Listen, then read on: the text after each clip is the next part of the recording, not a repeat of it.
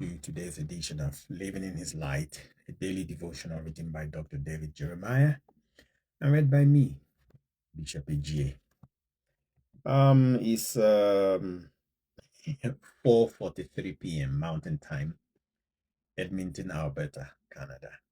Topic is Facing the Hagrites. Facing the Hagrites. And today is March 20. And they were helped against them, and the Hagrites were delivered into their hand, and all who were with them, for they cried out to God in the battle.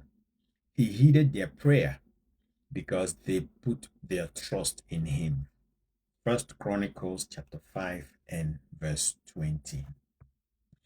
People who read through the Bible every year know that the first 9 chapters of First Chronicles are largely made up of long lists of names. The writer wanted to preserve the lineage of the Jewish tribes, which was deeply important in the culture of the ancient world and still remains deeply important to the Jewish people today. But here and there, the author of the Chronicles interrupted his genealogy to comment about some of the people or groups that show up on the list.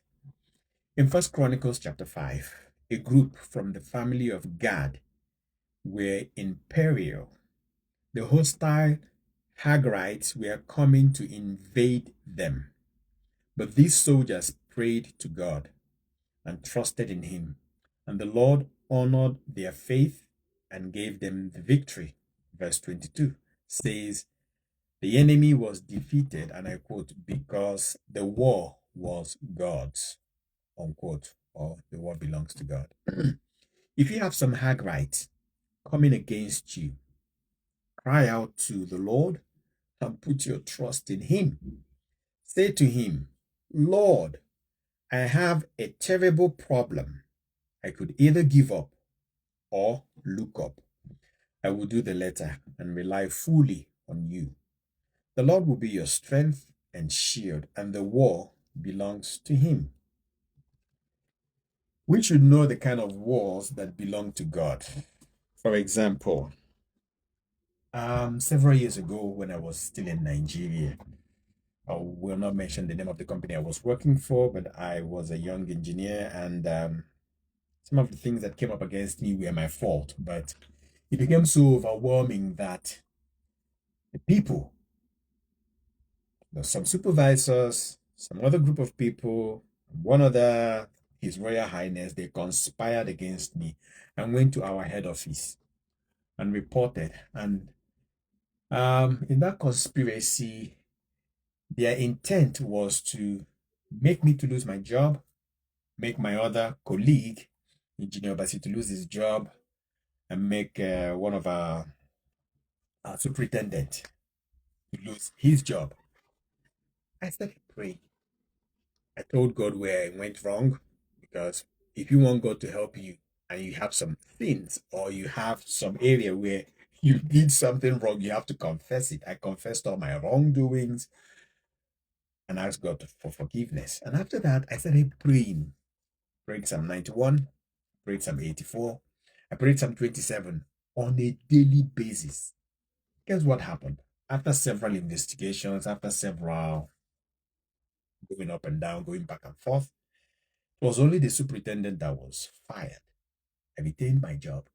My colleague retained his job. So what's my point? My point is, whether in the workplace, in your village, among your friends, among your neighbors, in the world, Jesus said, you will have tribulation. You will have tribulation. You will have persecution. You will have people coming against you.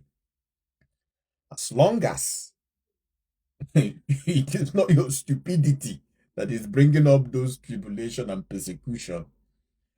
If you're being persecuted because of your faith, you can cry out to God. I'm telling you, the Lord is our refuge. The Lord is our strength. The Lord is our fortress. Even if you are at fault, still cry out to God. Never feel ashamed of crying out to God. It's a sign of humility. If you're a Yoruba person, you can say, Egba mi Oluwa. If you're an Igbo person, Chineke bia gbasara m ọsọ enyemaka. I'm telling you. And your prayer doesn't need to sound like a theologian. You don't need to, come up with verses of the scripture suggesting to God why he should come to your rescue. You are his child. And there are principalities, there are powers, there are enemies all around you. You can just say, Lord, save me. Lord, help me. Lord, deliver me from this, from this, from this. It can be a financial crisis. Lord, open the way for me. Might be out of job. Lord, help me to get another job. May not have a child. Go for medical test. Check whether as long as it's not your problem, it's not your husband's fault, it's not your fault. It is something that the medical science cannot fix. Lift up your voice and call on God if you need to have the child. God can still do any kind of miracle. God can still intervene. So don't be ashamed of reaching out or calling out to God. He is your Father and He's the Ancient of Days. And He wants you to have the best of life. Okay? I'll end with a quote from Jesus, Matthew 11:28 or 29 and 30. Come unto me, all ye that labor and are heavy laden. I will do what? Give you rest. I will give you rest. My yoke is easy and my burden is light. John 10:10. The thief comes not but to steal, kill, and destroy. Jesus said, I have come that you might have life, that they might have life and have it more abundantly. So if you're not having life abundance, check whether it is your fault. You might be the one preventing the abundant life that Christ has already paid the price. You might be the one preventing yourself from experiencing it. But if it's something that is not your fault, you can cry out to God. You can just cry out to God first. Then listen for His instructions. Thank you guys for joining. I'll see you guys tomorrow. Keep praying for me. I don't want to say I'm passing through a lot. I'm not passing through anything. I'm okay.